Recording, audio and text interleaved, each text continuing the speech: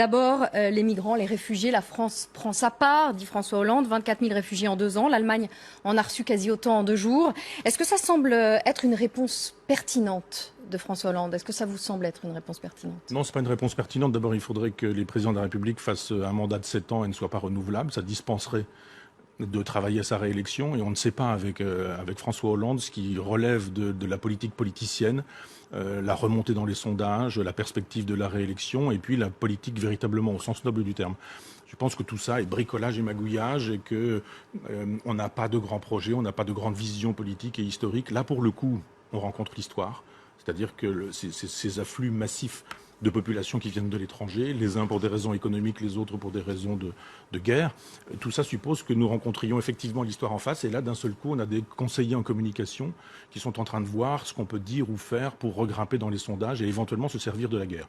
Moi, je suis pacifiste. On n'est pas nombreux à l'être, vraiment. Pacifiste. Pas bêlant. C'est-à-dire, je ne crois pas que la guerre soit toujours mauvaise. Je crois simplement que c'est tellement une catastrophe, la guerre, qu'il faut que ce soit uniquement défensif. Et j'estime qu'une vraie réponse devrait être une réponse planétaire et internationale. Nous devrions, nous, la France, cesser de bombarder les populations musulmanes sur la totalité de la planète en prétendant qu'elles nous menacent de terrorisme alors qu'elles ne nous menaçaient pas de terrorisme quand on a commencé à les bombarder. Avant de bombarder l'Irak, avant de bombarder la Libye. Absolument. Et que c'est parce que nous les avons bombardés, sous prétexte qu'il y avait du terrorisme, qu'il n'y en avait pas. Est-ce que vous imaginez qu'un Irakien voulait poser des bombes dans le métro parisien dans les années 90 ? Saddam Hussein finançait même les campagnes d'un président de la République. Donc ça se passait bien, l'Irak et la France. Pourquoi en est-on arrivé là ? Parce que derrière les Américains, nous n'avons pas été capables, nous les Français, d'avoir une politique de résistance aux États-Unis.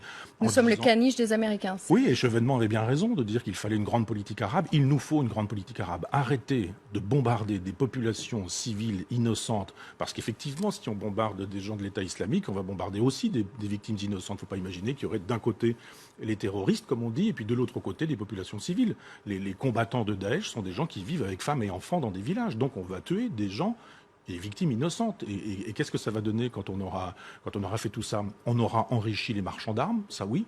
On sait que les marchands d'armes sont ceux qui financent les campagnes présidentielles aux États-Unis, républicains et démocrates confondus.